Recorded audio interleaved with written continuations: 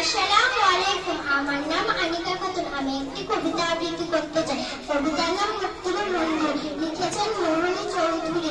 মুক্তির মন্দির সকানো তলে কত প্রাণ হলো